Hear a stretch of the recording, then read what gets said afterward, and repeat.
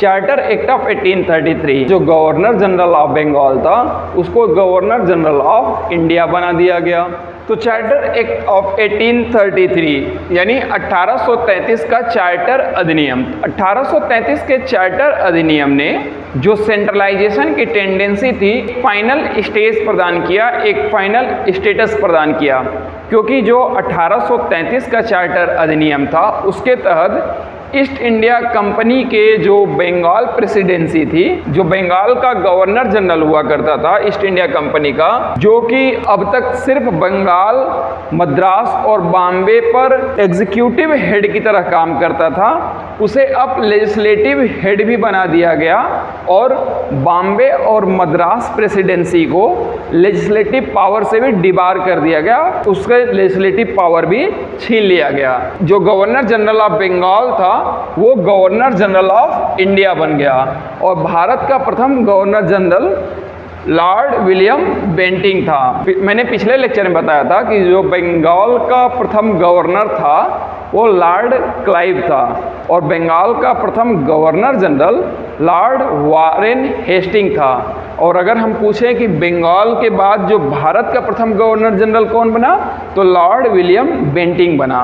और ये प्रश्न अक्सर प्रतियोगी परीक्षाओं में पूछे जाते हैं। इसके बाद जो 1833 का अधिनियम था उसने बॉम्बे और मद्रास प्रेसिडेंसी को लेजिस्लेटिव पावर से डिबार कर दिया, यानी लेजिस्लेटिव पावर भी छीन लिया।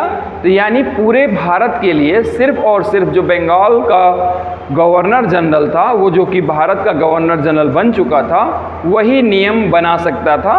तो एक प्रकार से पूरी तरह से एक सेंट्रलाइज्ड व्यवस्था की स्थापना किया गया 1833 के अधिनियम के तहत। इसके अलावा ये कंपनी के कॉमर्शियल फंक्शंस को ख़त्म कर दिया, यानी जो ईस्ट इंडिया कंपनी जो कि मेनली एक ट्रेडिंग कंपनी थी, उसके कॉमर्शियल फंक्शंस को स्टॉप कर दिया गया और वो अब एक एडमिनिस्ट्रेटिव बॉडी बन गई, यानी उसका कार्य सिर्फ और सिर्फ प्रशासन को संभालना हो गया, उसको कंपनी को ट्रेड करने से पूरी तरह से रोक दिया गया।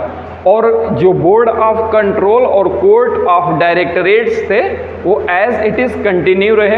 कोर्ट ऑफ डायरेक्टरेट्स जो कि शुरू में कंपनी के हेड हुआ करते थे, उनको कुछ शेयर देने की बात की गई, उनको कुछ हिस्सा देने की बात की गई एडमिनिस्ट्रेशन में। और एक सबसे important point charter act of 1833 का ये था कि इस अधिनियम के तहत ओपन कंपटीशन की बात की गई, जिसमें जो इंडियंस हैं उनको भी इंक्लूड करने की बातें कही गई थी। लेकिन अगले 20 साल तक इस अधिनियम में किए गए ओपन कंपटीशन की बात को लागू नहीं किया गया।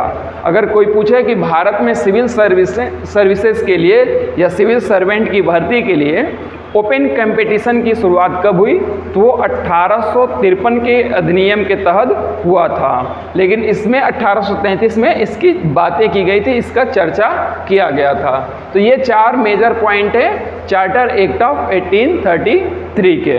तो ये हमारा 1833 के चार्टर अधिनियम के प्रोविजंस थे।